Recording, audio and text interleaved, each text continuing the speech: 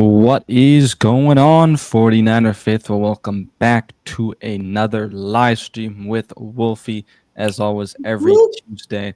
Sorry we're running a little bit late, but we are live. Just a lot of news dropped kind of today that just need to make sure we got some of that stuff pulled up.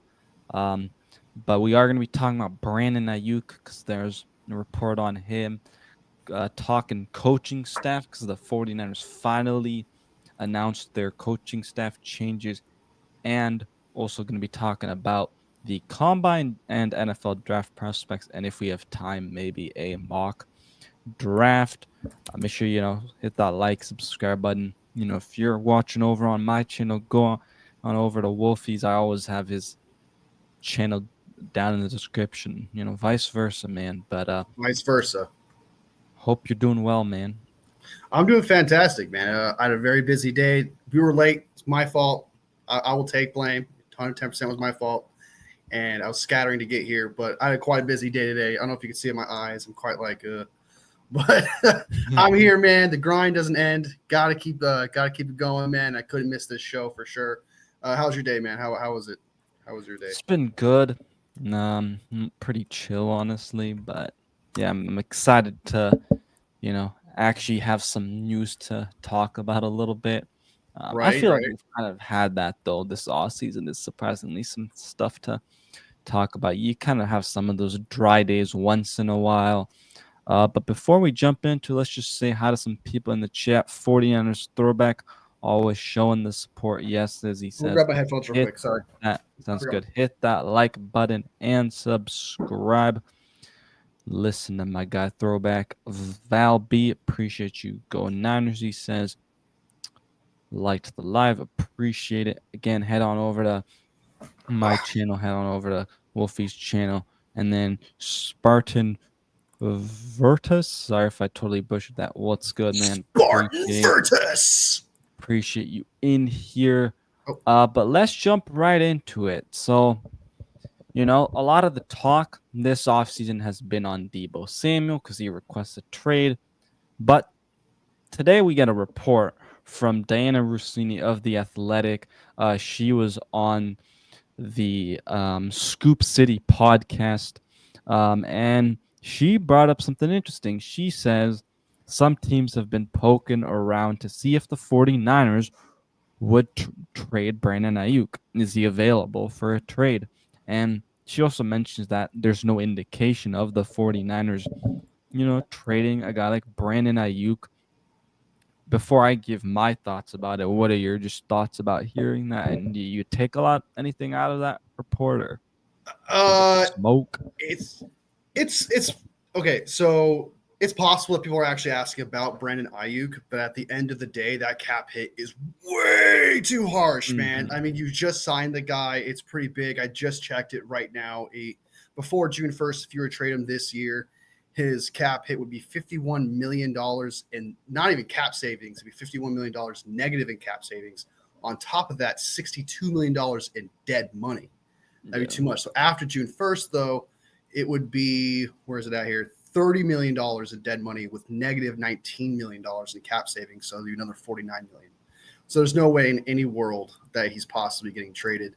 I think it's just people asking about, hey, maybe like someone getting a feel about how they feel about Mm-hmm. Ayuk right now, because it's kind of like, hey, in the future, if he has an all-star year or whatever, next year you could approach him and be like, hey, last year you were kind of like, I'm open to it, but I can't because of the cap. But maybe this year it's kind of like you're just getting a feel of things, I feel like. And it's definitely possible people are asking for it, but it's not possible. It's just not humanly possible. Not to mention his value right now is super low. Like coming off that injury, you don't know if he's the Mm-hmm. same player or not. Not to Yep. mention prior to the injury, he wasn't exactly the same player. So his value would be super low. And not to mention, people would have to, for the 49ers, they would have to have the team take on that cap hit. They'd be like, Yeah. okay, we'll take on the 30 million, we'll do all that stuff. With that being said, that would like take us to give them a draft pick at that point. Mm-hmm. You're the second round draft pick, take them off our hands. You would have to do that. And at that point, Yeah. why are you even trading him? So I think it's just conversation. I think a lot of things like this are going to fly out there. But if you look at it logically speaking, it just would not make any sense. The only thing I think of, it's like the president they're setting now for next year if they possibly want to move on from him. So that's how I feel about it. Like it's nonsense. Is what I'm trying to say. At the end of the day, The committee appreciate you, man. It's all good. But Bell in the house. I think You my Bell house. out this whole Brandon Ayuk situation is, first of all, the dead cap doesn't make a lot of sense. Like you said, unless the team's going to take that on. And I don't think they would, because first of all, he's coming off an ACL, MCL, and meniscus. I think if it was just ACL, it's like, okay, he'll probably be fine. It's going to take him a bit to come back, and he probably would be back, in training camp week 1. But the fact is, it's been more than that, like an MCL and meniscus, and all 3 of those injuries, man, are just brutal. Practically obliterated his entire Yeah. knee outside. And the I tendon. know he's not in a boot anymore. I know that because it was reported a bit ago, like a while ago, that he wasn't in a boot anymore. But I just think, man, the value is so down, and contractually, it just doesn't make sense. And from the Niners' perspective, yes, you probably do need to go invest on another wide receiver now that Deebo Samuel wants out. But it doesn't make sense to me that you lose Brandon Ayuk, and then you'd have to basically get 2 more receivers, even though you have Ricky Pearsall too. So I just think logically, 2 would be a little weird. But I'm not going to say it's impossible, because we know what the Niners do. They're always listening. And it's the combine, it's the offseason. This could be smoke. Teams are it's the due diligence season, let's say that. So everyone just asking around to see what's Yeah. up with the situation, because they know there's some sort of turmoil with Brandon Ayuk right now. Like, just how frustrated are you with Brandon Ayuk? But yeah, I mean, it's really just the end of the day. Like, kind of like what you said too, was just like, even if like the cap issue wasn't like a problem, they would just get rid of another wide receiver when they're already getting rid of another one in Deebo Samuel. At that point, you just have Pearsall and Juwan Jennings. Personally, and in then my you'd have opinion, Cowan and stuff. Yeah. even if you were to, I can't forget your guy Cowan. I can't forget your guy Cowan there. But even if you were to keep Ayuk and get rid of Deebo and Juwan Jennings and Pearsall, I don't even think you need a wide receiver, because you have 3. You have 2 route runners, right, who are supposed to be man, Ayuk and Pearsall, and you have your 50-50 guy and Juwan Jennings, and you have George Kittle. I'm not saying like it's always good to have more weapons. That's great. But it's not a priority to me that we have to get another wide receiver, because you have enough weapons at that point. I'm sorry, Brock. That's enough weapons. You have Ayuk, you have Pearsall, you have Juwan Jennings, you have George Kittle, you have CMC, you have Isaac Guerrero now. Like, we are weapons galore to this point where, like, even if we were missing out Deebo, I do not think we need to replace him, just because, like, not to mention, like, we only relied on him because Pearsall was out and he didn't come to form yet. Ayuk wasn't come to form yet, and then he had turned out to be out. And all that was left was Juwan Jennings and George Kittle, because CMC was also out. So all that was left was a washed-ass Deebo. But you're not counting on that happening again. If that happens again, that's just pure bad luck. Like, how many teams actually have weapons, that many depth of weapons on their roster, right? Like, they have, what, 1 or 2? Ayuk and Pearsall would be that Well, one I or mean, 2. yeah, usually you have, I'd say, probably anywhere from 5 to 7 receivers, because some of them are usually like maybe special teams guys, and you just need the depth. But real quick, just some other guys in the chat real quick. Papa J in the house! Papa J, Juan, David Juan in the McNiner, house! Super Sal over on the Twitch side. Appreciate that. Well, I understand the situation of like getting the depth part. Yeah, you still need depth, but like when people talk about replacing Deebo, they're talking like get someone in the first round or sign someone to a massive contract to replace him. And it's like, no, get depth. Like kind of what you said when we were in the draft earlier. Get Rondell Moore, something like that. Get a fast guy to replace that, and those jet sweeps or something. Yeah, That's and different. the thing is, the Niners already tried that with a guy like when they got rid of DeForest Buckner. Is let's just go replace him, and then we already knew Kinlaw had issues with his knee and stuff, and it was just like it didn't work out to where you need to start relying on other guys for that production. Maybe I'm not saying you don't draft a guy, but don't rely that to be your first guy and you just going after him because you need the position. Fill the shoes of DeForest Yeah, exactly. Buckner It should be best available player. John Lynch even said it last year. We draft good players. We're also not in the business of getting rid of good players. But yeah, I think the whole Brandon Ayuk thing, I don't see it happening. I'd be very shocked if that were to happen. What's up, Tuan Papa I in think the that I do agree that you need to draft best player available at that point, not strawberry do in need. chat? Because what you're doing is you're taking a lotto ticket and throwing Hmm. expectations on them to start and to perform and to replace someone such as like Buckner, for Hmm. example, or what you think Debo is, for example, if you're a draft wide receiver. You need to go into free agency to replace those starters, not go into the draft to replace those starters. Well, even in free agency, it's like I don't see anyone in free agency that would take over as a guy like Debo. And it's just at this point you need guys, but you can't rely on one guy to just take over. That's my point. Is like you're just gonna have to rely on the guys maybe you have and Well, multiple guys because Debo's kind Debo's of so like special too, right? A unique type of player. Even I'm though I he call me a Debo hater, but okay, I'm not I feel like like yes, his production's been bad, but I'm I just was gonna saying say aside from the production, it's like he is somewhat of a special player because he has that physicality. You can use him as a running back. Yes, we do need a healthy CMC all year. um, All indications are that he's already working out and uh, he is healthy. So we'll Ports see. says he's But just ready to go, man. He's ready. He's all fired yeah, up. And George Kittle says we should be getting the best CMC we've ever seen because he's angry, he's pissed off, and he wants to get some revenge on, I guess, Luck. I don't yeah. know. Like, who do you want your revenge on? Who's your target? Is He it want Luck? he Is it wants the life? revenge on Madden, man. Right? He wants to get Madden, the revenge on Madden some curse, you know.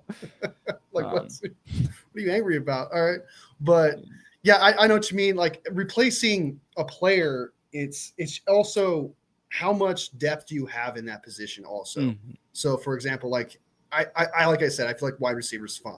There's small things here and there that was not cost money. I feel like could do it, but with this new offense that's happening, I feel like Debo's kind of like an old product Yeah, of the the Jimmy G offense is offense, and it's definitely kind of time to move changing. on to where Brock Purdy's now a gunslinger, and you don't need a guy like that.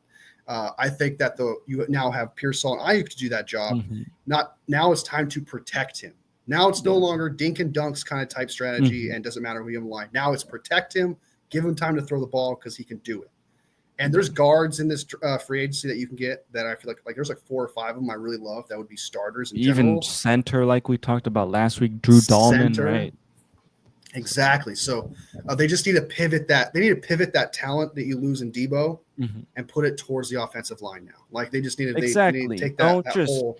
Don't just go and replace that position because you lost it. Go fill in some other need and rely on the guys you maybe already have.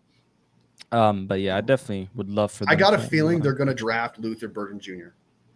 I got a feeling the third. I think I the reason want why I think I that I think he's a great wide receiver, but he Yeah. screams Debo with the ability to actually be a wide receiver. Because Yeah. Debo's thing wasn't a wide receiver thing. It was like once the ball was in his hands, Mhm. he's destructive, jet sweeps, whatever.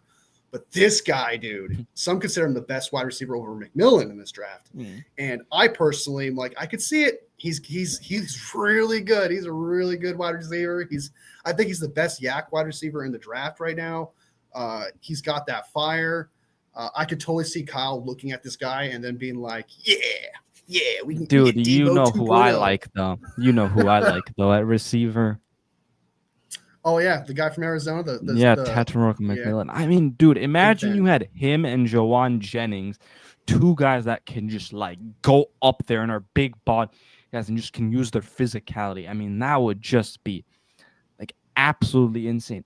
Like, from what I've heard, is T Mac actually might even run a really good 40 at the combine, which we'll see this week. So, If he runs a 4.4, if he runs a 4.4 at least at what he can do at 6'5", and yeah. how good he is attacking the ball, getting to the ball, catching the ball. Mhm. His route running is not, it doesn't look exactly the best, but it's almost like it Yeah. doesn't even matter because he just knows where to be to catch the ball. Yeah, Even if he's he has kind of one like a hand, Mike Evans type of guy where it's just like you throw it up to him, you can try. he will make the angle he has to between double teams to catch that ball. It's actually quite beautiful the way he get like because when you see him run routes, you're like, it's kind of a little stiff looking. What the hell's happening? But once you see that ball going there and he goes to catch it, it is a beautiful thing to watch. And if he has a 4.4 speed kind of type thing happening there, there's no way he's getting past. There's no way he's falling to the 49ers. I mean, that would be kind of crazy, I think, because Yeah. he's just that good. I think people are concerned about his speed. I think that was his only knock. But some people are saying he's 4.5, and But I'm a big fan of McMillan too. I almost that's the thing though too is I'm best player available at 11, and I'm slowly convinced myself that like don't do tackle, don't do edge because you feel like you have to because I do feel like that is a need. But if like one of these great players fall to you, I mean these are players that are supposed to not just be lotto tickets but like generational talent, right? And at worst you'll get a good player, and that is McMillan's on that board. McMillan is one of them. Will Johnson's one of them. You got to get him at 11 just because it's best player available. Yeah, the only guy I'm staying away from, and I totally took him off my board, is Mike Green from Marshall, because there was a report coming out today, which I don't know how true it is, but apparently he's had some, I think, sexual assault allegations and Oh stuff, and my twice. God, really? So it's like, he's probably off the board now. So if that is true, take him off your board. But I mean, this is the week where we kind of start hearing that stuff, right? Because teams start the interview process and, getting in. And we know how much the Niners value, the person. So definitely interesting. I do see some people talking about Brian Greasy here in the chat. Now, he is not the Michigan OC. We're not entirely sure. I'm sure they'll ask John about it tomorrow because he is meeting with the media at 11 a.m. Right? So yeah, we're gonna get into that pretty soon here. But what's up, 49er Brian? Oh, yeah, house. Nikita in the house as well. Eagles chick. That's crazy. I did not know that about Mike Green. That's breaking news, buddy. That's breaking news, I just seen that today. So definitely an interesting one. That's so sad. I had a mock draft where I took my 25. Now that looks stupid. Hey. It's okay, man. These are mock drafts. What up, Kenny? 49ers appreciating. Yeah, bye. Oh my God, this Kenny. Someone's gonna draft him in the 5th round or 6th round, and I think Mike Green. I don't know if it's true though. I haven't seen the article, so what's going on? Yeah, I think if he drops, though, probably later in the 1st or maybe 2nd. I doubt he goes like to the 5th round. It just depends upon how serious the allegations are and how much actually is it true. Because we don't know exactly. There'll be some teams like the Cowboys or Chiefs or somebody that'll probably, take Browns. Definitely a Browns thing to do. Well, okay, 49er Brian, it's just a report out there. Again, guys, it's smoke season. It's due diligence season. So you got to take. They are not talking. That wording is crazy. I'm assuming there are going to be people out there that are going to throw out there, oh, they're trying to actually trade him. It's like, no, people are just asking about him. And they're responding. It's just that simple. They are not trading Brandon Ayuk. It's like me. Let's say I'm the GM of, let's say, the Commanders, for example, right? And Wolfie's John Lynch, and I come up and be like, hey, John Lynch, what's going on with the Brandon Ayuk, man? I'm not trading. The cap hit is just way too high. How's this injury though? Going? I'm just checking in on it. It's going really good, and you should be prepared to play for week 1. All right, thank you. Might even be there for training camp. Like that. I don't know why you had to say it in that voice, but okay. Oh gosh. Some flair, some zest. No, would I give up Ayuk and no. Here's the thing. Why would the Browns do that? Mason's a free agent anyways. There's a difference between, just to kind of clarify things, to kind of seal up the bow. There's just, what we mean by what we just did there was it's just people calling and a conversation's made. And literally in the text, it's just said that people are asking the 49ers about them.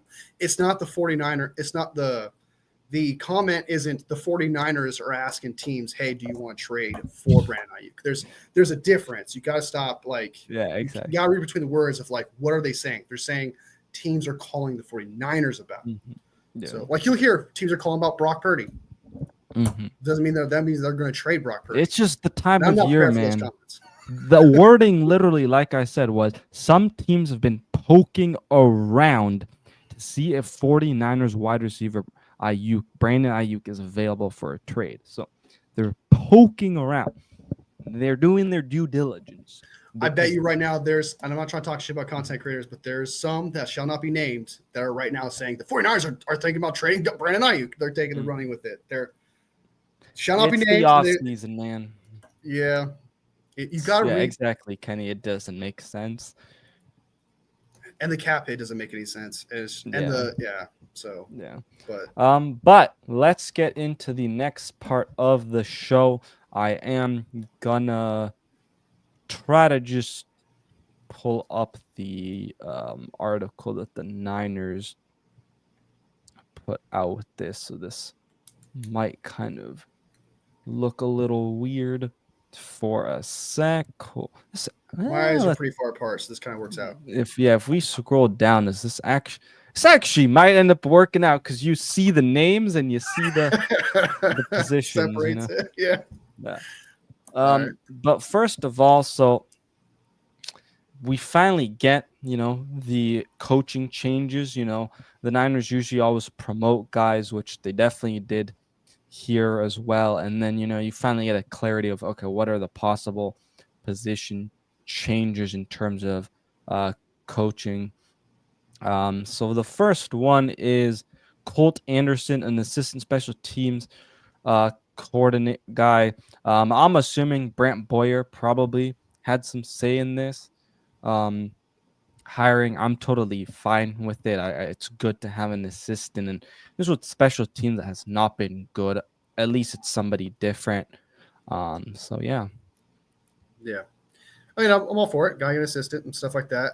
Is he like a disciple of Brant Boyer or like So what's the I'm not history from sure Colt if he has Anderson any guy? connections with Brant Boy or not. Mhm. Um, but I know he did play some, like I think safety here. Let me Yeah, he pull it played up. safety for the Colts. He's 39 years old, born October Yeah, 25th, 1985. yeah. So, So um, we'll see. I mean, it's an assistant. I'm at least glad that they're changing, the stuff up. he's from a The, town the called Butt. coaching staff up. Because I mean, man, this stuff was bad. Okay, so Anderson joins the 49ers from the Tennessee Titans, where he spent one season as the special teams coordinator. He joined the Titans after starting his NFL coaching career with the Cincinnati Bengals, where he spent 4 seasons as an assistant special teams coach. Prior to his NFL coaching career, Anderson played 8 NFL seasons at safety with the Eagles, Colts, and Bills.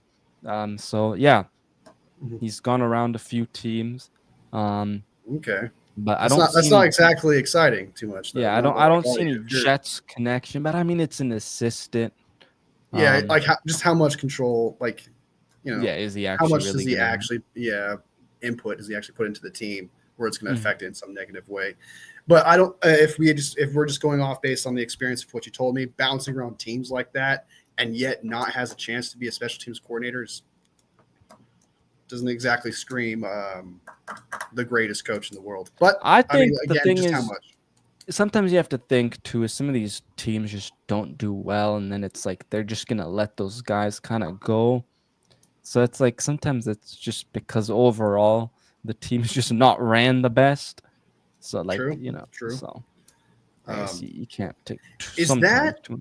Ronald Blair, Yes, the former next guy is 49er? 49ers legend, former defensive tackle, Ronald Blair III, becoming a special teams quality controls coach. Now, he was with the staff before because the Niners have like this program that they do with some of their like players to like get them into coaching kind of career here. So Ronald Blair, man, this is his second year. He was you know, with the defensive line as a 2024 Bill Walsh NFL Diversity Coaching Fellow. So, again, this is the program that the Niners kind of run with some of their former players. Uh, Glad to see that he gets a little bit of a promotion. Now, it's kind of interesting that he's going to be working with the special teams side of things because he has more of that defensive background, but um, Isn't this quality control though? That's like step one to get into coaching though, right? It's quality yeah, control at any level. I mean, it's just quality yeah, control. I I'm wouldn't say sure it's he'll too much. probably like go through the different quality controls levels and then keep kind of going up the ladder. So, yeah, but Yeah. it's nice to see, man, that he's getting a little bit of Yeah. a promotion. Big fan of Ronald Blair, man. Like I loved his attitude. He was a great guy for the locker room. He's a great guy in general. I mean, he was actually a decent depth guy. He really was. Like he was far from toxic. I loved him in interviews. He was a good guy. I mean, I'm happy for him. I'm glad to have him. He's actually, it's one of those legends on the 49ers where Hmm. it's like he was never great, but he just carried like the culture and he was part of it. And you kind of like had a fond love for the guy. It's kind of like Nick Mullins almost. Like Hmm. you kind of always remember Nick Mullins because he played some games for us or whatever, but you knew he was never going to be the starter. But you kind of always root for him. You kind of like him. He's kind of a legend in my eyes a little bit, but not too much. But yeah, definitely a big fan of Ronald Blair returning. So Yeah, I think with a guy like Ronald Blair, he was a pretty solid like rotational guy for sure with the Niners, and it's just I'm sure he enjoyed his time here with the Niners too, and that's why he'd be back. But again, it's just nice to see that he's getting promoted. I'm always rooting for guys to get promoted and get a new job if they're let go. Which, like, even though I hate some of these coaches that we had, like Nick Sorensen, it's like I'm not gonna be like, oh, I hope he doesn't get a job. It just I don't want him with the Niners. But anyways, I hope he doesn't get a job. yeah. Next up, we have Gus Bradley.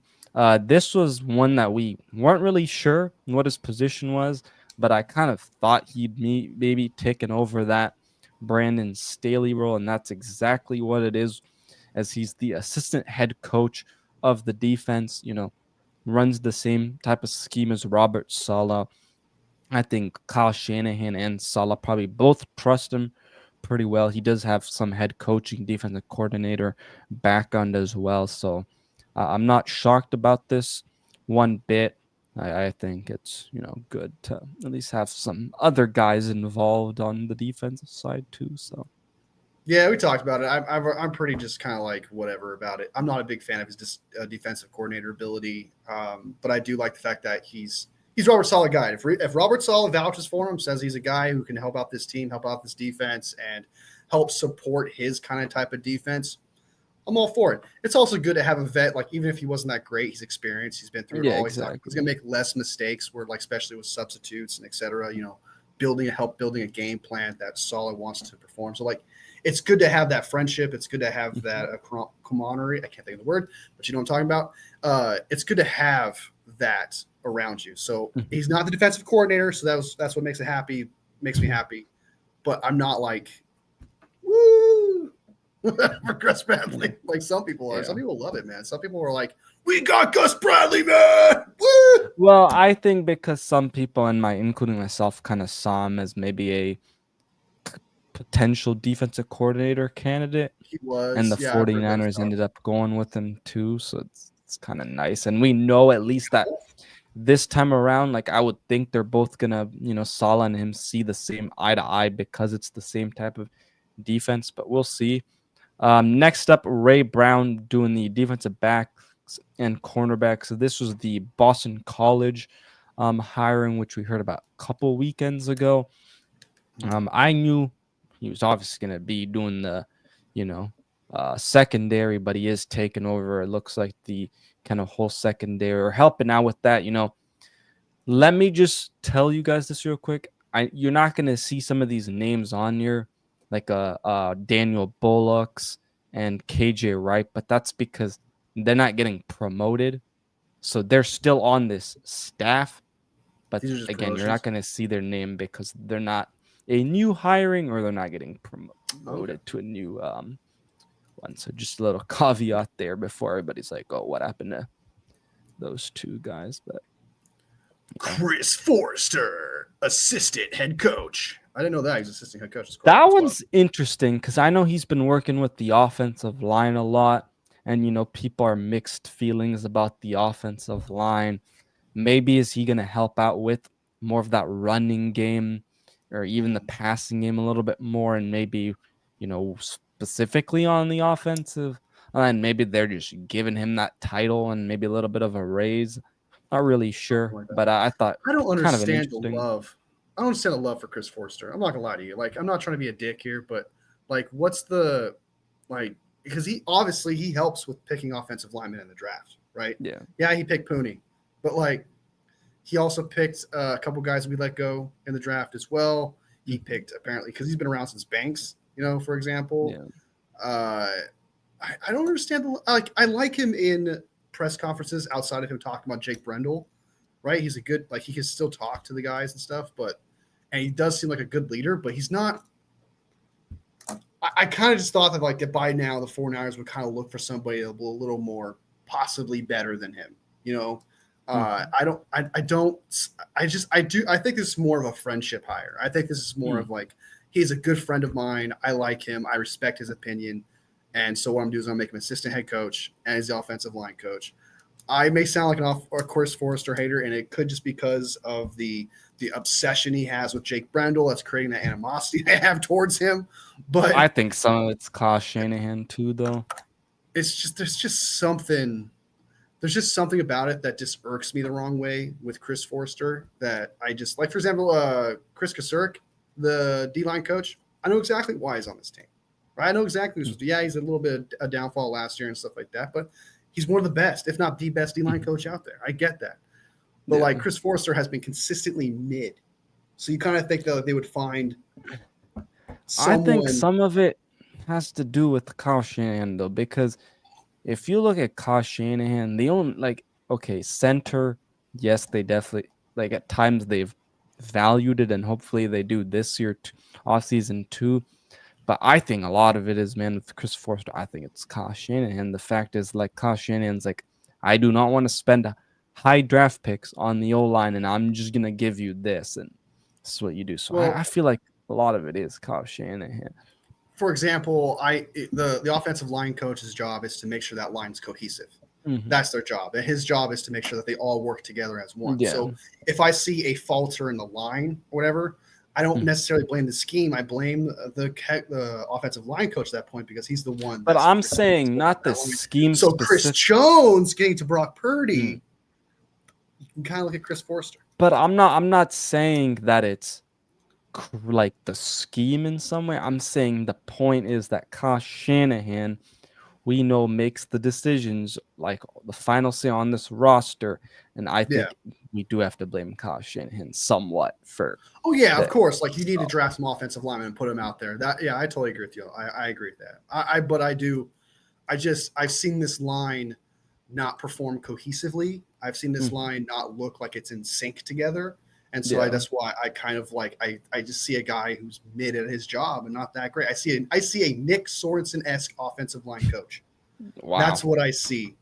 And okay, I don't think he's that bad. Come on. Nick Sorensen was mid. He was literally not bad. He was mid. I know Sorensen was bad, but Sorensen was straight up awful. I think just when you have a lot of injuries too, and just, you're not able to have that continuity. But we'll see, man. Next up, we've got Joe Graves as the offensive assistant quarterback. Joe Graves. Never even really heard of this guy, to be honest. But congrats for him to get the promotion. Chief of staff football. Okay. Yep. You've got Patrick Hagedorn, chief of staff football. All right, cool. Leonard Hankerson, wide receivers passing game specialist. I believe he was just the wide receivers coach before. So Joe Graves is the quarterback's coach now. So we'll get to that quarterbacks one definitely. There's two of them. Yeah. Then we've got Andrew Haystocker, offensive assistant, wide receivers coach. And then Clay Kubiak. No surprise there. We knew this when Kyle Shanahan mentioned that he was going to be promoted to OC. Now, Kyle Shanahan's still going to call the plays here, but I think, probably going to help with some game planning and things like that. So Papa now J. what was not a scapegoat. You're tripping balls. He just sucked. What? Papa Jones. If anything, you know who was scapegoated? Don't say Steve Wilkes. I swear to God. Yeah, it was Steve Wilkes, man. What up, Pterodome? Every 90% of fans wanted Steve Wilkes gone, dude.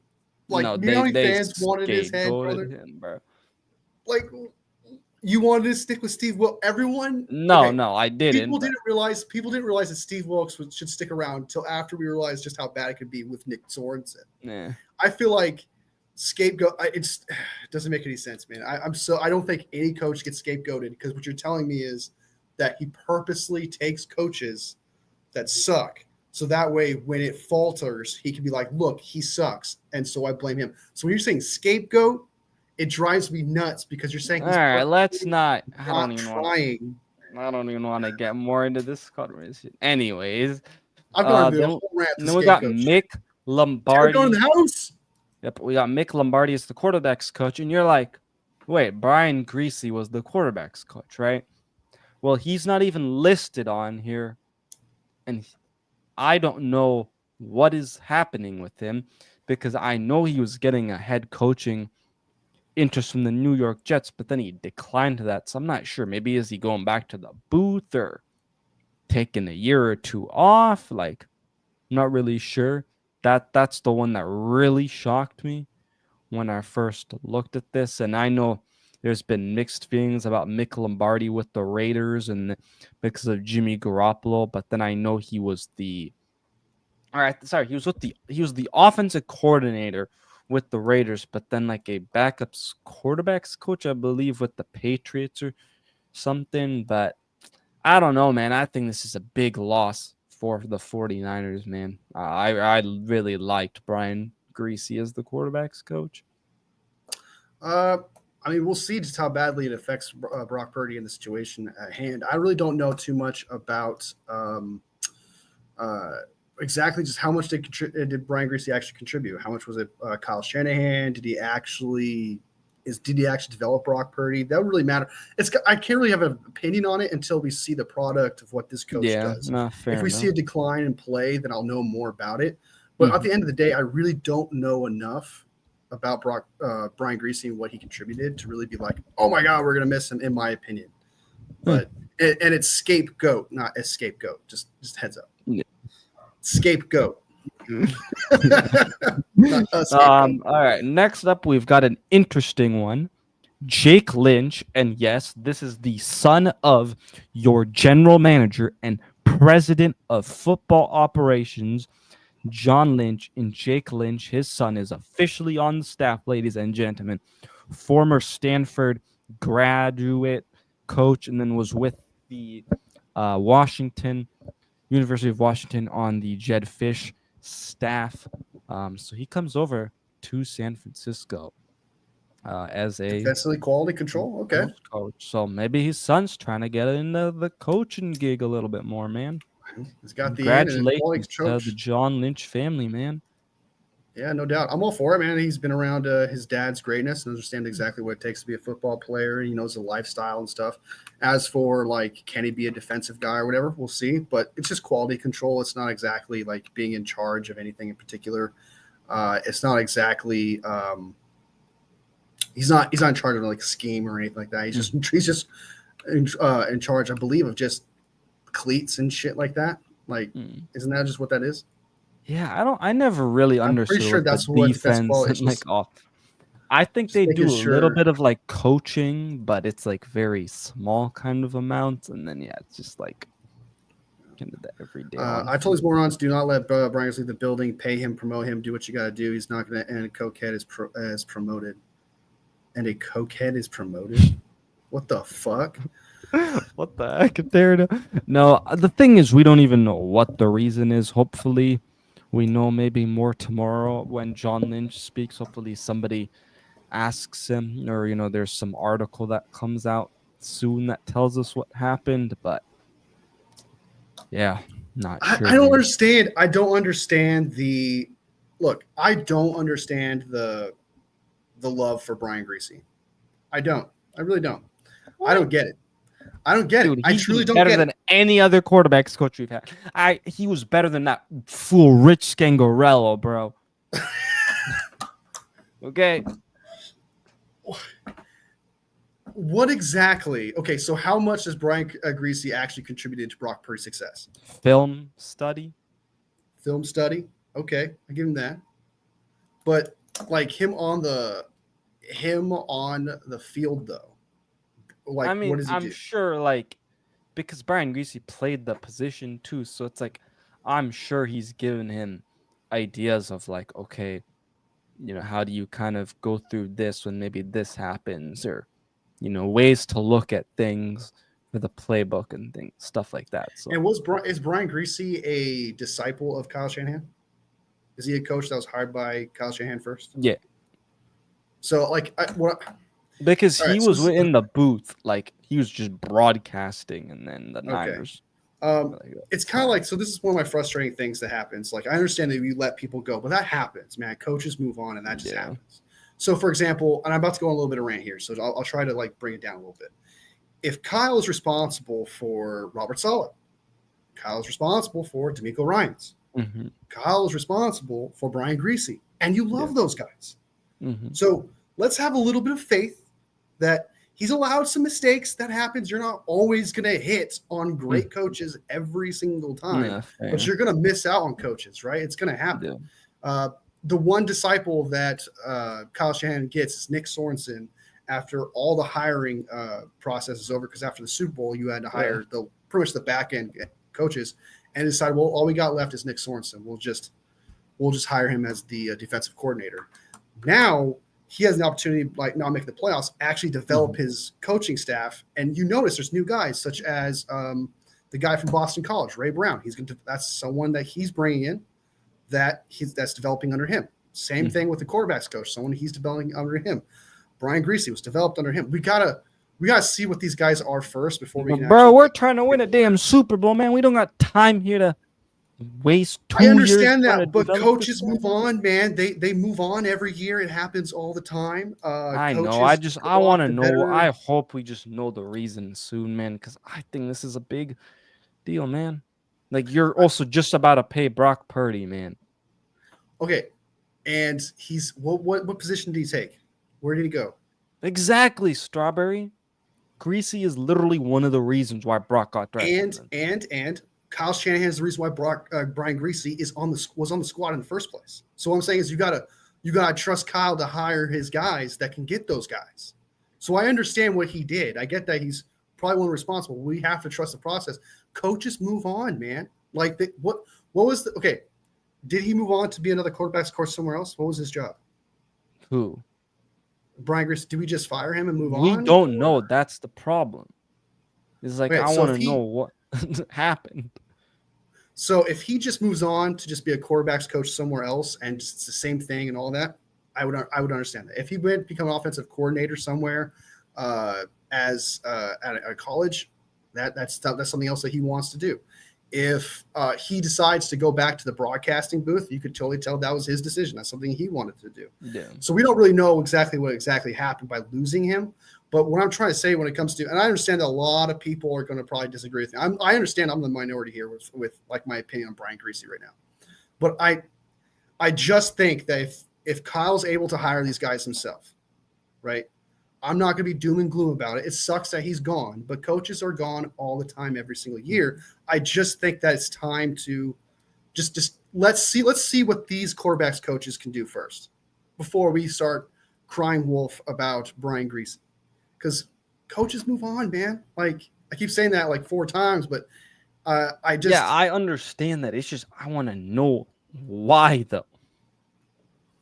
Kyle was not threatened by Greasy. That is some Grant Cohn thinking right there, brother. I don't think Brian Greasy was ever going to be a head coach.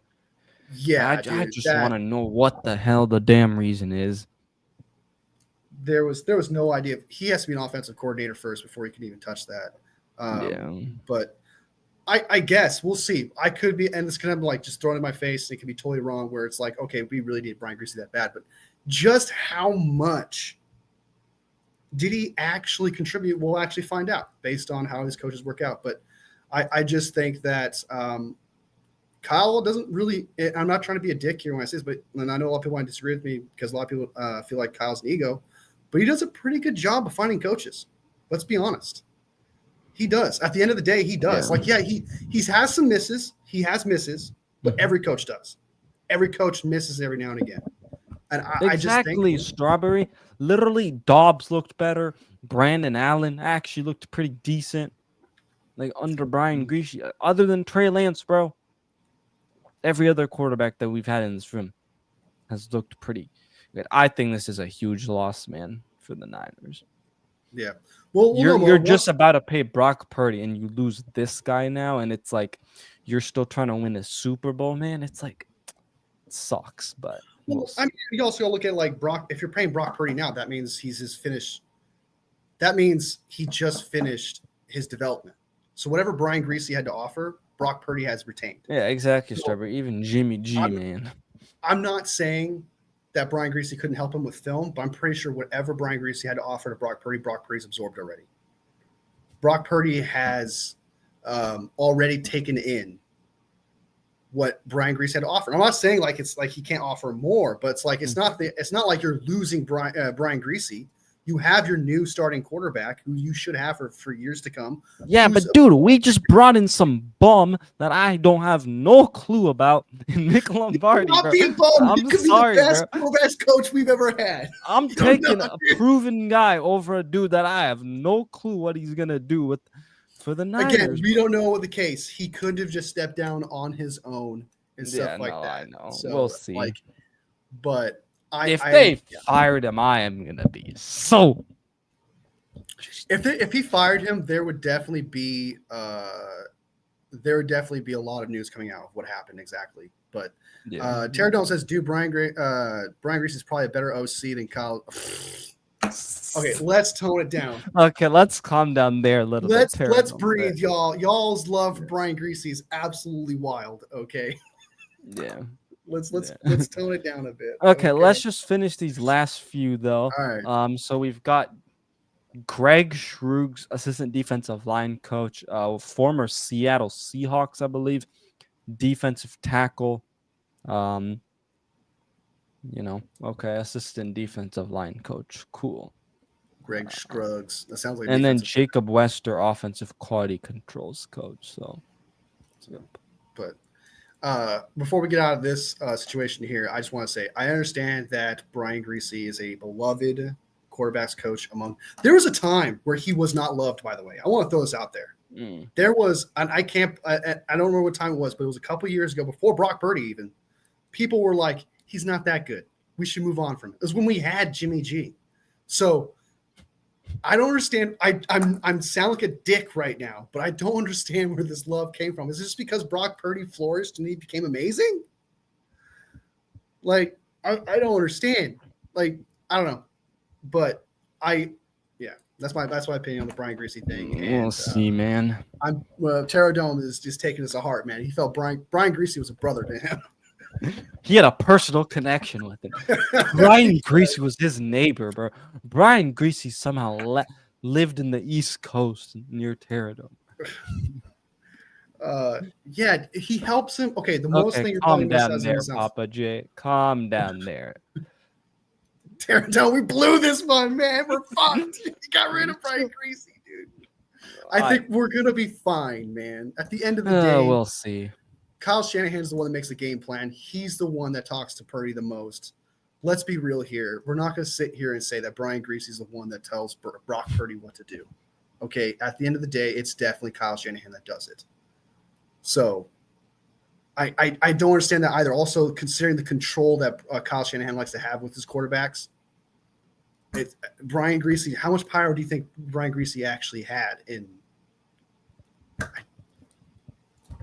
there's so many things I want to say. I'm like airing right now. I'm trusting him over a guy named Mick Lombardi, bro. We'll see. Kyle Shanahan can't adjust. Well, neither can Brian Greasy. Okay, but Brian Greasy the quarterback. Clearly, we're giving success of the quarterback to Brian Greasy, but not to Kyle Shanahan.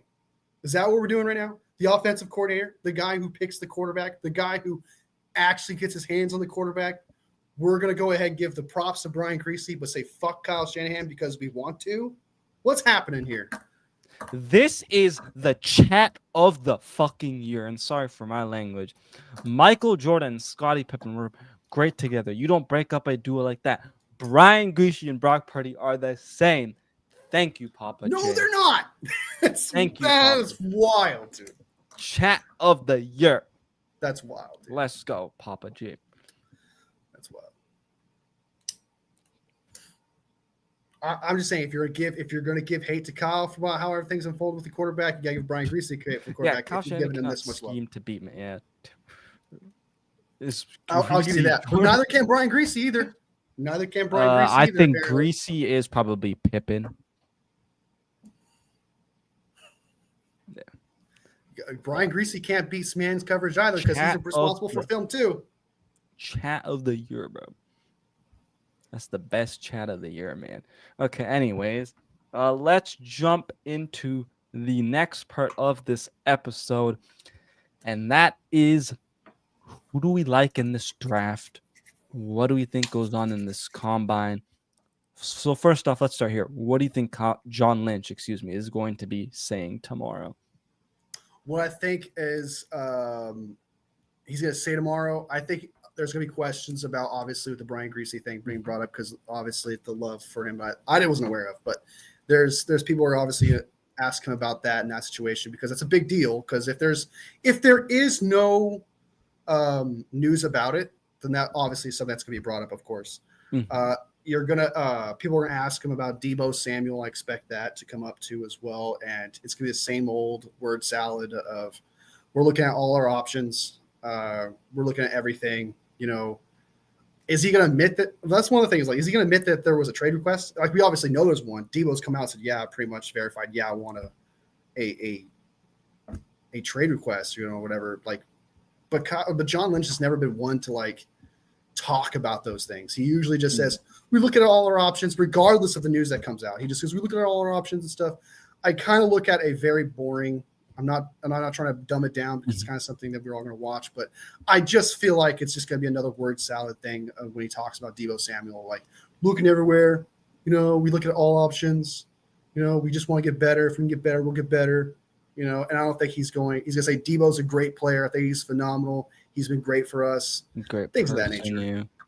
Yeah, he's gonna try to hype him up because he likes to increase his trade value and stuff. But I'm interested to see what he says like in terms of the actual draft stuff because I know last season it's like, oh, we got to build around Brock Purdy. And sometimes they usually ask him like, what does he think about this just overall draft class? So I'm sure he'll probably talk a little bit about that, but usually it's like a 15-minute conversation. It's not super long. I don't expect too much out of there. Where is this? It's time to fire Kyle Shanahan stuff. We just hired Robert Saleh. We're having a great off season, and now all of a sudden everyone's like, fire him. What is happening right now? You all are killing me with the comments today. Chris Forster happening? and Brendo should kiss already because his defensive. I know. Terradome, that is something we agree on for sure. Because you see, yes, man, Chris Forster, Mr. Brindle's good assistant. I also too, I was like, assistant coach. I said that earlier. You weren't here. That is something we agree on. I was like, that is clearly because I was like, has a love for like. There's like a tier of people. If he loves you, you're in a tier 1 situation, coach or player. Yeah. You get like the ultimate treatment. Chris Forster is a tier 1 Kyle guy. So, here's head coaching. There's a Chris Forster level, and then there's the Ronnie Bell level. Yeah, so Ronnie Bell, is pretty low. So I totally agree with you, Terradome, there that I don't understand the love for Chris Forster. I called him mid earlier. I called him the Nick Sorensen of offensive line coaches. So I don't understand the Forster love. I really don't. And again, the defense of Brendel, like as if we don't have fucking eyeballs, as if the internet. I gotta stop cursing. I know I'm trying to stop doing that, but it's not. It's as if like we don't see highlights of Jake Brendel getting knocked to the ground, getting pancaked. And then the red zone being an issue also because of him partially. Like it's ridiculous. He's acting like as if we may not be coaches, man, but we have eyeballs. Okay, we can see for eyes. I think, like I said, I think some of it is Kyle Shanahan too, though. But I don't want to talk more about this, please. Alrighty. Anyways, let's get into the draft a little bit more. So we'll go with 3 to 5. We'll first start with 3 and then just see how long we end up going with here. But yeah, who is your first guy that you like for the Niners to draft? Can be at 11 later in the draft. Why do you see this guy, fitting the Niners? So this is not necessarily like who you're gonna pick out 11, no matter what kind. Just people we love in general, from one through like whatever pick. Just people we think Yeah. would be fit for 49ers Or as a teams first. that maybe you don't like, players you don't like as much, but you could see the Niners, liking, and it could be a fit. So I named off a lot earlier that in the Discord. I named a shit ton of them there. But the one that honestly I like a lot, and it's a pass rusher, I really do enjoy. A lot of people aren't as high on him. They think he's like the fifth or sixth guy, but Princely Onawa Moonaland, I can't think of his name, outside of, I can't think of his last name, but he's from Ole Miss. Princely is his name. I know his first name. I'm a big fan of that pass rusher. He's a is he an good runner. edge guy? He is an edge guy, yes. Oh, He's okay. He's a little bit later. he is he's flexible, he's bendable, man. He's good in the run, he's good at the pass rush. He's an absolute freak. He goes after the quarterback really well.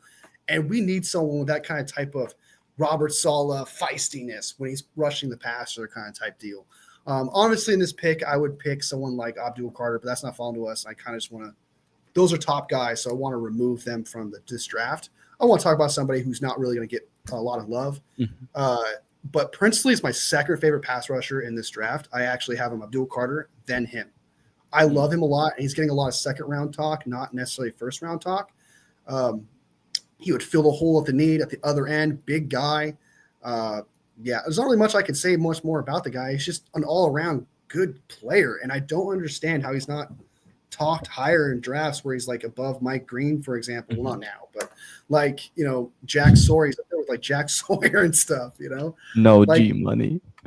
I don't know how James Pierce Jr. is ahead of him. I don't understand that part Mm. either. Like, he does a lot more. He's up there with like Nick Scorton. Like, if you want to put Nick Scorton at number 2, I'd be A happy with lot that. of it is sometimes But the upside, though, is like teams see that there's better upsides, and then that's why they're kind of higher to some of them. And then it's just like production wise too. So so yeah. that's my second round pick. My first pick in this, that's someone I love. That's somewhere between that not a lot of people are talking about enough. That I when I watch him play, I really do enjoy. I get excited, I get giddy. I call it the giddy meter when I watch someone play. Like sometimes you'll watch someone play, you go, you'll start smiling like, oh, that was cool. Oh, that was cute. Like you start to like kind of feel giddy when you see a player, and that's why I call it the giddy meter. And when I see him play, I'm like, oh, that's so cool, man. I'm like clenching my phone like this. That's so cool, dude. So I like that's my first pick would be Okay, Prince. my next guy. So we'll just go back and forth like we did like last week. My guy that I really like, and shout out to the Wayne Breezy if you guys know him, because I saw him do this Breezy. guy, and he's had him in so many mocks, and I'm like, who the hell is this guy? Why are we taking a linebacker this high? And then I just went and watched his tape, and I'm like, yeah, I get why, Breezy. And that is linebacker out of Alabama, Jahad Campbell. Absolute dog, bro. He reminds me of Dre Greenlaw so much, bro. He's quick to the ball, feisty. I think he's the perfect replacement. Like, you'd probably have to take him at 11 or trade down and take him. But I honestly would not be mad if the Niners go with him, man. He is just that good, bro. He's just him. It's just him. He's their guy. Okay. Yeah. Personally, I'm not the biggest fan of him, believe it or not. I know like he's supposed to be like the number one linebacker pretty much in this draft. Talk about outside of what's his name, Jalen Walker, but he's more Jalen Walker's more of an edge than he is a coverage guy. But Jahad Kemp, I like him, but I don't think he's It was a good not draft, Kenny. Stop hating. Is he talking about our free agent draft thing we did? Or No. He's talking about Breezy, who did like a. Oh, gotcha. He does a lot of mock drafts, dude. So I don't know. Yeah, but I'm not a biggest fan of him. I do like his size. He does look like he's got that ability. But I'm not. I don't get like he doesn't hit my giddy meter. He doesn't really. Someone like You need to watch him again, bro. There's someone else I'm going to bring up later on. That's a linebacker actually that I love a lot. That I think I like a lot more than J.K. Campbell. But I see what you're saying, and I see what people are talking about, what they like about him, and what you're giddy about, and how you feel about him. But there's just something about him that pulls me back a little bit. I don't know what it is, but there's just something about it. But I wouldn't be mad if we ended up getting him. I'd be open minded to that. I'd be open minded to someone like that. My second pick, this was kind of tough, just because I feel like I'm kind of cheating because it's supposed to be like the number one guy compared to the number two guy. But what I'm gonna do is my second favorite that I think the 49ers should end up getting. Let's start with something a little more close to the first round. Gray Zabel. I know that's kind of the Zabel. NDSU guy. Sorry. Yeah, I know he's got a lot of hype right now. People really do love him a lot, but I truly am obsessed with this lineman. Okay, I loved this lineman before the hype, and then when I got confirmation in the Senior Bowl of how well he did, it got me even more excited. The fact that he could play center, he could play guard, and he can play swing tackle. He apparently doesn't have the arms or whatever, but that's a whole other conversation. Sometimes the arms don't matter. But for him, though, Gray Zabel, dude, he would cover any position you possibly need on that line. Versatility. Yeah, he's got the speed. He can play power. He can play not fragile, but zone. He can play outside zone if you want him to. No, there's another word. It's I can't think of it. But anyway, he's quick, he's fast, and he can be powerful at the same time. He's got the intelligence, which is really important. He's got high IQ. There's just everything about this player. There's really, to me, the only knock on this guy is that he played for North Dakota State. That's about it. Like, is he actually as good as that you see on tape? There's nothing bad about this guy. I'm a really big fan of Gray Zabel because he could do it all. And if we miss in the free agency of a guard or center, we can get a guy like that, and he'll fill out either one of those situations. And I'm definitely going to be a late first round type guy, maybe an early second round type pick. But if we're talking about love for a player that I'm probably going to pay attention to if he goes to another team, it'd be without a doubt Gray Zabel. So, okay, I'm going to go into a guy that's probably a third, maybe fourth round pick, probably third round pick, and that is safety out of Texas, Andrew Makuba, another absolute just dog, playmaker, safety. Niners need to go out and get a safety, man. I think the issue is here you have Mustafa and Jair Brown, who are basically the same type of safeties, and I'm interested to know what Andrew ends up, running in the 40 time, which that definitely is something, because the Niners need some fast safety, man. I'm tired of these slow guys that are getting beat over the top. Same type of safeties, man. I think Makuba, man.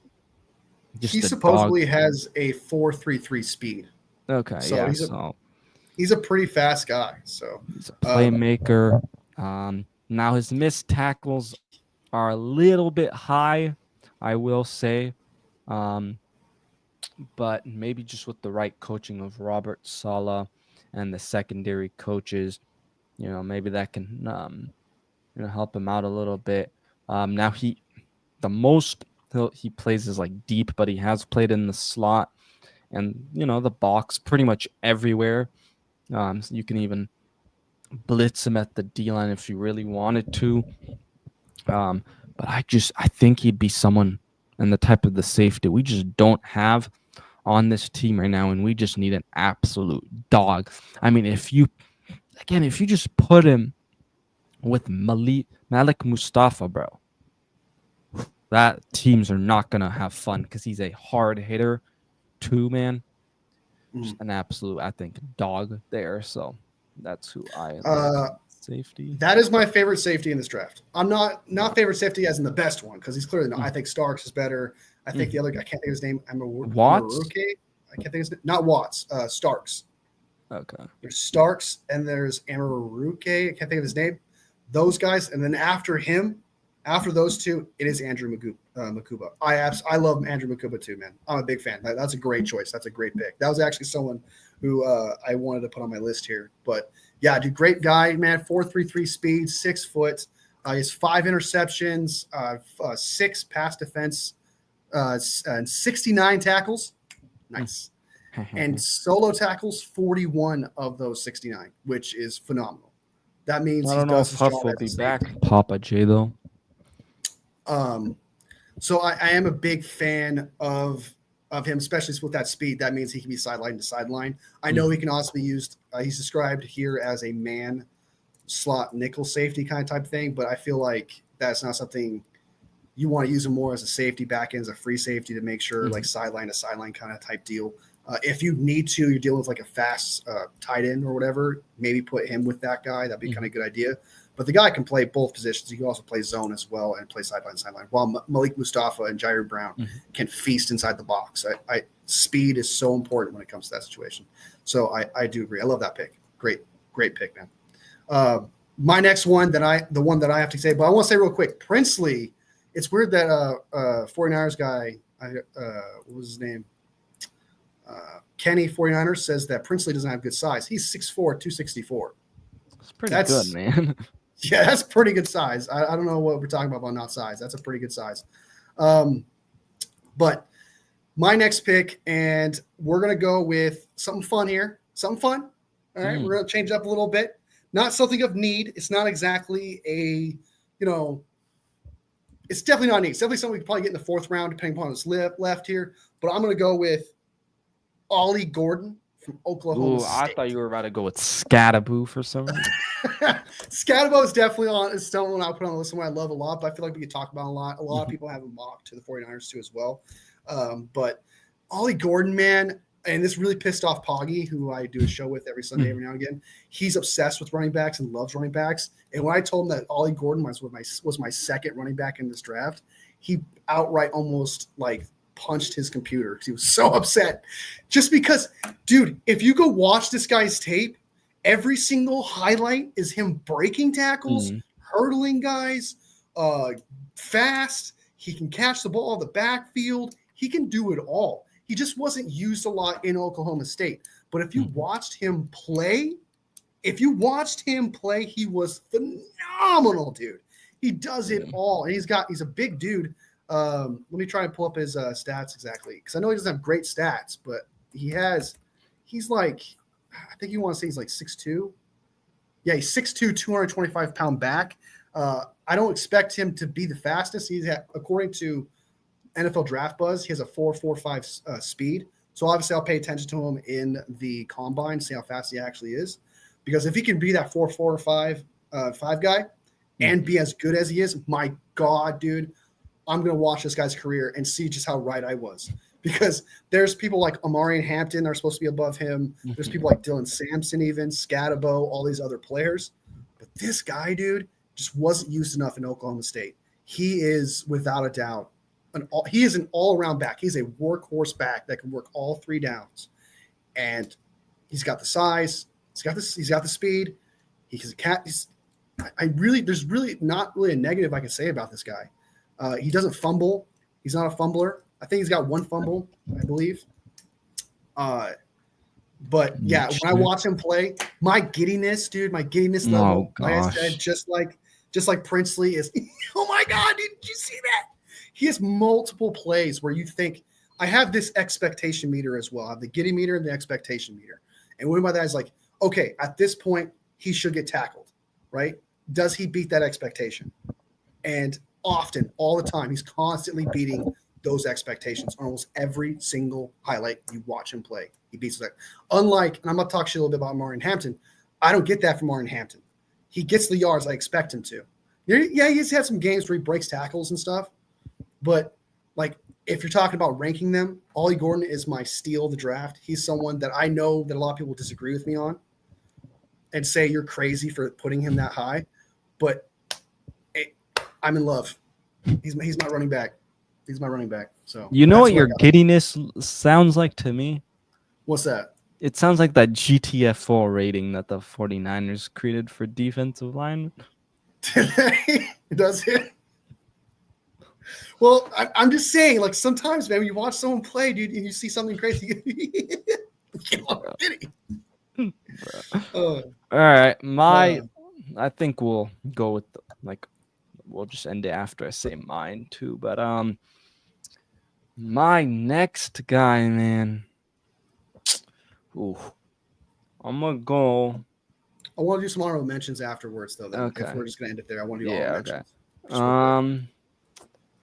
I'm so torn because there's multiple guys. Okay, we'll bring up this guy, and that is Oregon defensive tackle Derek Harmon. Absolute Ooh, beast of a guy. beast. My Big second guy. best I D think would tackle. be great within the run game. Even the pass rushes there. I think put him with with Robert Sala and Chris Kasurik. Man, he'd be fun to watch, especially if he can put it together.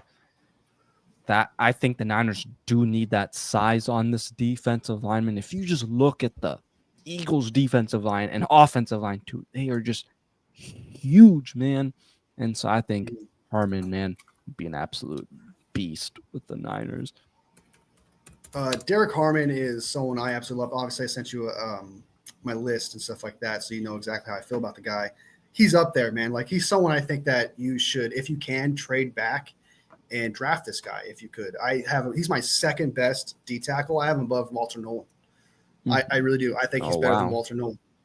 I like him better than Walter Nolan. I think he's just a pure D tackle guy who's massive. He's got 5 sacks, 45 tackles, 27 of them solo. He has 2 forced fumbles on the season, 6'5", 310, a junior, young guy. The offensive rating he played, according to this, is 81%, which is really up there compared to other teams. So I'm a big fan, dude. I think that's a great pick. Someone definitely I think the 49ers should trade back, end up getting.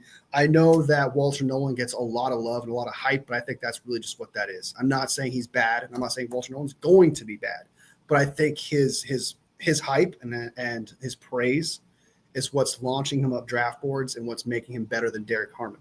I just think that Derek Harmon is to me the second best D tackle in this draft, arguably. Okay. And I'm not saying he's better than Mason Graham. Okay. Sir, certainly as hell not going to say that because that would be crazy and people look at me crazy. But sometimes on the back of my mind, I want to be like, he might be better.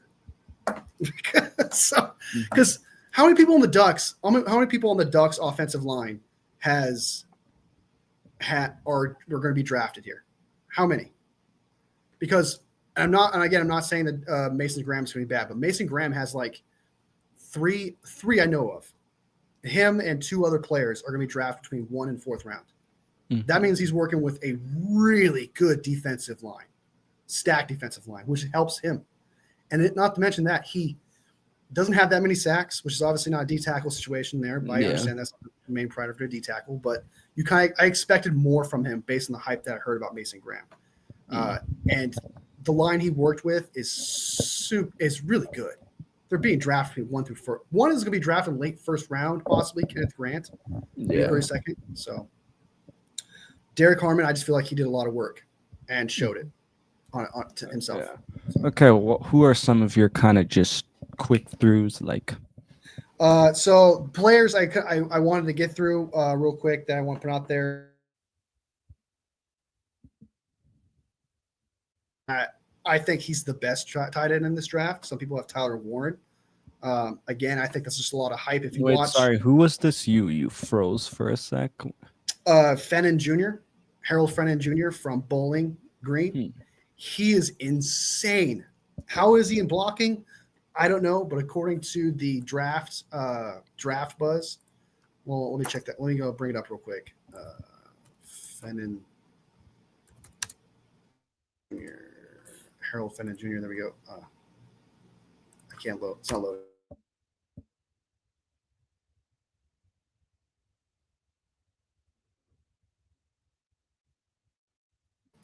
Where is his draft buzz? I can't bring it up right now, but he's a phenomenal tight end. He's one of the best. He's the best receiving tight end in this draft, in my opinion. And the reason why he gets a knock is kind of like what Grace Bell has right now. Is just because of the school he went to. But if you watch him play, if you watch Harold Van Jr. play, he is the best receiving tight end in this draft, bar none. And I know a lot of people like Tyler Warren because he's all around. So I understand why people like him more. But as a receiving tight end, him opposite of Kittle while Kittle blocks, have him go be the catch catcher, phenomenal. Love Fenton Jr. Next up, I like Dorian Strong out of Virginia Tech. Someone I would love in the early third, fourth round kind of corner. He's got 4.4 speed. He's 6 foot, and he's sticky. He's instinctual. He's got good high IQ. I don't know how he is with zone, but man, is he good with good in coverage. So I like him as well. Nick Nash out of San Diego State. I'm a fan of him. He's a quarterback turned wide receiver. He was a Triple Crown recently in college, and he's a phenomenal wide receiver to me. And he gets a lot of knocks just because, again, school situation here. But if you watch him play, man, he can handle the 50-50 balls. He's a great route runner. He's definitely, without a doubt, going to be a really good wide receiver in this league, and I think would be an absolute steal in the fourth round. Billy Bowman Jr., someone from Oklahoma. I don't want to say, but from Oklahoma. He's going to be a great player too. I like him a lot. He's my fourth round safety. If we miss out on Andrew Makuba, he would be the next guy we get without a doubt. And then my last one that I'll throw out there real quick is Mello Dotson from Kansas. Mello Dotson from Kansas. I like him better than Kobe Bryant from Kansas. He's without a doubt. He's better than Kobe Bryant from Kansas. Damn it, Wolfie. He's the better one. So damn it, Wolfie. What? Damn it. What? Just had to throw that out there. Anyways, What, some of the guys Dotson? I like. Some of the other guys I like are Kobe Bryant. Man, I think he reminds me of a guy that we drafted last year in Renardo Green, bro. Sticky guy. I also like Isaiah Thomas, probably second round, maybe third round corner out of Florida State. Another sticky type of guy. Because remember, you can put Lenore in the slot if we had to, so they could definitely go for an outside guy. Some of these other guys, TJ Sanders, later guy. I just love his power, man. Oh my god, yeah, dude, that's a great pick. That would have been a great pick too. TJ Sanders, I would, if we can get him, he's my. It goes Mason Graham, Derek Harmon, Talik Williams, and then it goes TJ Sanders, D-tackle wise. So that's a. And then I obviously have to throw this out there, and he's probably not gonna be there at 11, and he's the thumbnail of this video. But Tataroa McMillan, the receiver from Arizona, bro. I don't care if we draft another receiver, bro. Give me him if he's there at 11, bro. That kind of brings up the new topic that somebody want to talk about, which was like players, no matter what, would you take at 11, right? And Terry McMillan, to me, like I agree, that's a great one.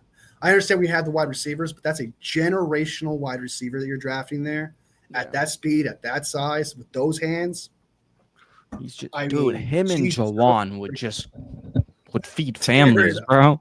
They would feed families and just stare it up, bro. Families, bro. And it's like figure it out, then figure out guard in the second round, figure out D-tackle, whatever you got to do. If you can, there's players. So my players, if they fall in 49ers at 11, I feel like they have to draft no matter what. McMillan is one of them. He's just that good. Mason Graham, I don't think that's not going to happen, but if it does, of course. Travis Hunter, I know for a fact that's not happening, but just saying. Yeah. And Will Johnson from Michigan. Those four guys, absolutely in love with them. And I think that those are must-draft players in this. And if they somehow fall. Like Will Campbell, too. Will Campbell. I was against the Will Campbell pick at 11 because I was told by professionals that he's going to be a guard. Yes. If he's going to be a guard in this league, then I'm not drafting Campbell. But if now professionals are coming out and saying that no, he can play tackle, even if his arm's a little bit short, I think it's like 32.5 inches. He is that guy who can do it. So if he can do if he is that guy and he can play tackle, then yes, you must draft him at 11 for sure. Is he better than Pearsall? His ceiling is definitely without a doubt. Yes. T-Mac is definitely. Kenny may not be better than him at he may not be better at route running though. He may not be better at that though.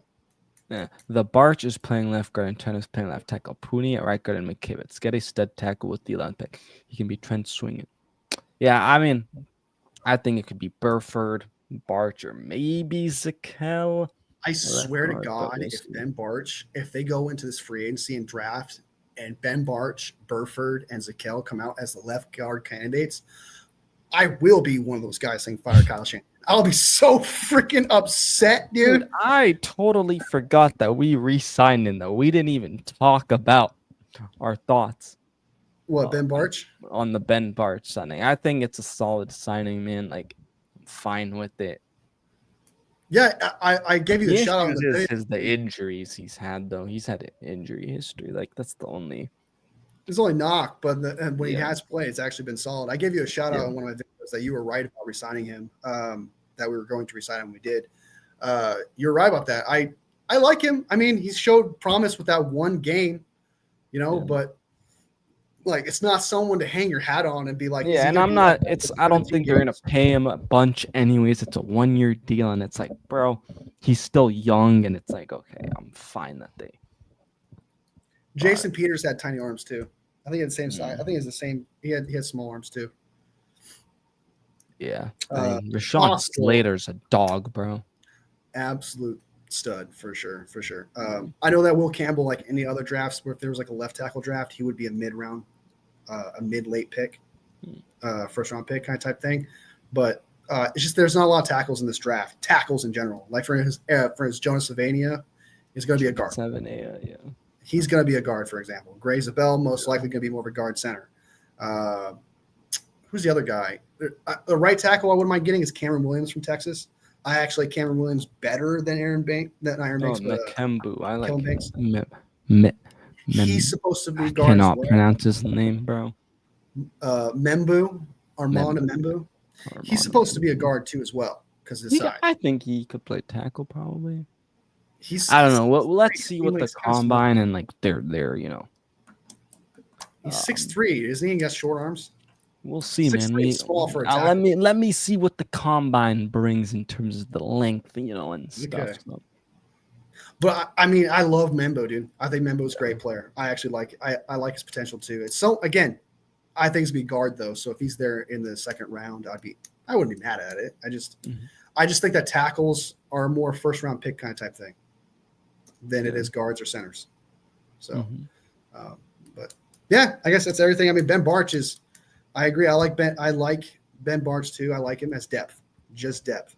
That's Yeah. it. Yeah. There is no answer at guard right now or center. Mhm. Unless Forrester comes out and tells Kyle Shanahan, hey man, I really do like Ben Barch, man. We just got to keep him healthy. He's a guard. Gosh, Okay? oh Jake gosh. Brendel, he may get pancakes, but he's still getting pancakes. And it's Yeah. just all right. But yeah, that's everything. But yeah, I think we don't have much time for the mock draft because we're almost at an hour and a half. So I think we'll alright. just call it a show here. But appreciate everybody in here, man. Over on YouTube, Twitch. Hit that sub button. Trying to hit that 200 mark. So would greatly, appreciate it. But yeah, man, another great show. Hopefully, should be back Thursday with my guy Jason Captain Niner. Last week I wasn't able to do a show with him, but I think this week hopefully Get him on the show, make that man. happen. So You guys got good chemistry, man. Something you guys Yeah. should just keep doing, keep going, stuff like that. So, but yeah, check out, hey guys, check out 49ermedia. Subscribe to him, man. Good dude. appreciate Makes content all the time. We don't agree on everything, so it makes for a great show. Okay. exactly. You don't Right. want to agree on everything, so Yeah. And he makes for great edits. To see his reactions on things are absolutely hilarious. yeah. I I laugh do my have a ass video off. of me when we drafted Jacob Cowling last year. Like it's still up there, but it's like I have a reaction video that is saved Yes. from like it's saved from like the live I did with like Jason and his co-host. So. Well, hey, maybe we might get if we get McMillan, man. You need to show Oh, out. I'm about to. I might be running out of my house, bro, and like. Just running out of your house, yeah, for sure. Appreciate you, Papa J. Best mod of broken ass for. Appreciate you. Kenny, Val, of course, you're a dog. OG as always. He says I broke his speakers when we got Cowan under the helmet fight. Just grab the speakers. No, Jason was like his cat or dog or something was like confused. Well, hopefully, man. Hopefully, he can be our speed guy, man. He shows up when he's actually can become useful and stuff. The thing is, if we get that running back from Arizona, I'm not gonna lie, I'm probably not gonna be as hyped because he didn't really play much for Arizona because he had issues with like if he was able to play because they thought he already played enough years. So that's the only guy from Arizona. Who's huh? Which it's guy? The Scatabo? run. No. Let me pull his name up. Hold up. No. We don't like ASU players. Come on now. Let me find it. Jakari Krosky Merritt, running back out of Arizona. Huh. Never even heard about him. Yeah, he's in this draft. Yeah, he had some eligibility issues, I guess. So, like, he didn't really get to play last year for us, but there are a shit ton. I know we're dragging, but like, I gotta stop cursing. I'm trying, but there is a lot of running backs in this draft. Yeah. There is so many, dude. I keep watching running backs. I want that one. There's literally, it's almost like you can't go wrong with whatever running back we end up drafting. Because we're going to draft one. There's too many of them to not draft one. I feel like. Yeah, I feel like we do. Marion, Dylan Sampson. Imagine Gordon goes undrafted and then signs with the Niners. Ollie Gordon the third. Oh my God, I'd be rooting for him, brother. I'd be rooting for him. He's definitely going to be making. He's definitely going to make. God damn it, Kenny. No. Scatter, bro. No. This is the one that's no. Cursing is not the. It's not the way we roll, man. All right, yeah, bro. But yeah, there's just a lot. There's a lot of. There's so much, and there's just so much. Hey, me and Kenny agree on something. There we go. Olive Gordon the third. I love him too, man. There's so much talent between the second and fourth round that fit the 49ers that honestly, trading back, dude. We don't have a fifth round pick this year, too, bro. Yeah, but luckily we have 2/3 and 3/4. So we could probably trade up with. We have a few seventh round picks and maybe throw in a sixth round pick. Hey, if we trade down in the first round, maybe the team can put a little cherry on top and give us a fifth. Right, exactly, or a second. Okay. Yeah, no, I'm not saying just a fifth, but like you know what I mean. Like you would get. Yeah, there's a huge gap between like us picking there, where it's kind of like, yeah. Last year we didn't have a fifth round pick. It felt kind of weird. Yeah. Like it going down and stuff, but I do think that moving down is probably the way to go. Kenny says, yeah, we have 40 picks where we don't have anything. I just think that it would be good to. What you can do is you can trade back and move up. So like what you do is you trade back maybe to like between 20 and 30 and get like a second and a third somewhere, right? And then once you get in the second round, use those picks that you got. I'm sure you're gonna get a fifth in there somewhere. Maybe use the back and fourth, trade back up into the third, and you end up getting like what 5 or 6 picks between the 20th pick and the 100th pick, and you got like 5 of those. Yeah, that'd be a W draft. That would be a W draft to say. All right. Well, all right, everybody. Appreciate you tuning all in. Like, subscribe to both channels. But peace out. Let's bang, bang, night gang, y'all. Peace.